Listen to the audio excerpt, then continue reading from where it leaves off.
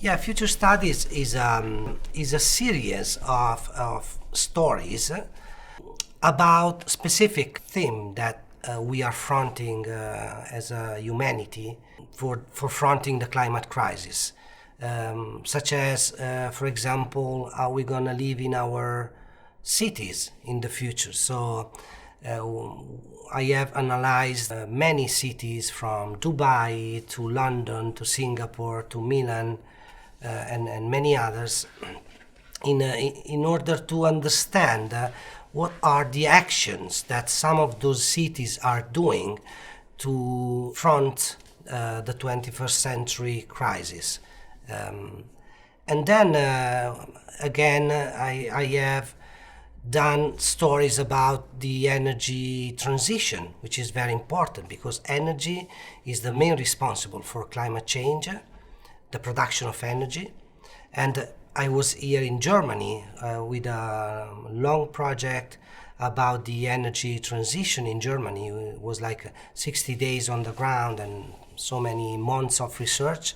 And I've discovered so many incredible places from dismantling a nuclear power station, the forest of wind turbines that are building in the North Sea,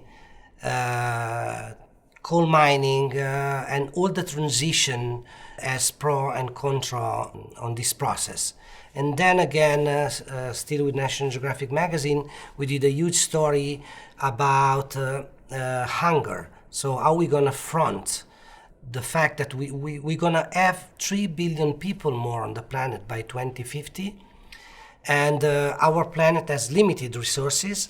And so with traditional agriculture, we are not able to front this situation. So we have to invent something else. And in that case, I was talking about the Netherlands, which is an incredible country because it's second exporter of food in the world after the US, and it is 270 times smaller. So they have invented this operative system to make agriculture, agrofarming technology with these huge greenhouses full of sensors, special seeds, not genetic modification. Everything is done to grow more with less. So, and that was another story. Because I know the information behind those pictures are deeply rooted in a journalistic approach. So I develop my stories with journalists, scientists, environmentalists. So we choose the subject by the information that subject has to offer.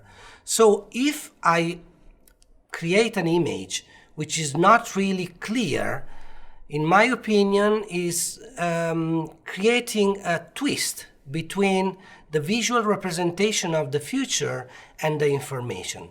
That means that if I am in front of something which is the future of farming, for example, and I don't recognize that as an agriculture process, and then I read that that is the most promising example we have in the world to front the hunger crisis, then it's disorientation, and that kind of disorientation is very helpful to open a debate about the state of the earth and the environment.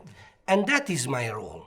The fact is that when you have worked so long on something and you deliver pictures for single stories, you don't have any idea of what you have in your archive. And roughly we are talking about maybe 300,000 images, shoot with different kind of technique. I was a different photographer 8 years ago because I embarked in this journey 8 years ago.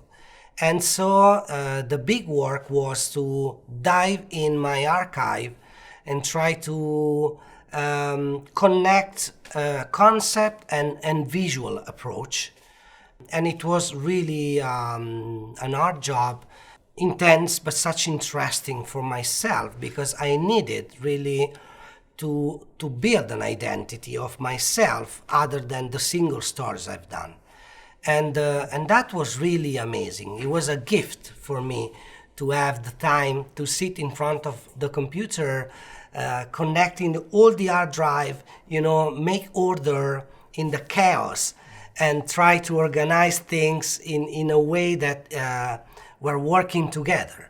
So very intense, but very necessary for me, also for coming back to the ground and shoot the next story with in mind that future studies is my DNA, the attitude, the visual approach, and everything now is much more clear than before. So what I'm doing now is I'm making a book, which is a huge process. So it's a continuation of future studies. And then I am studying a lot other subjects that I would like to cover in the future.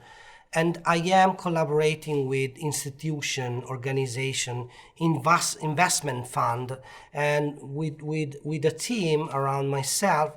We are working on an immersive installation that could bring an experience to people about my journey and about the examples we have to solve the problems about climate change. And we are having some success. So we are dealing with huge investors, which they are putting money on this, and so I'm really happy if that will happen. And then, of course, I know for sure that as soon as we have a vaccine or this story will be over, I will be on an airplane flying over China or other places and tell other stories, because there's so many other things to say that my wish list is, enormous.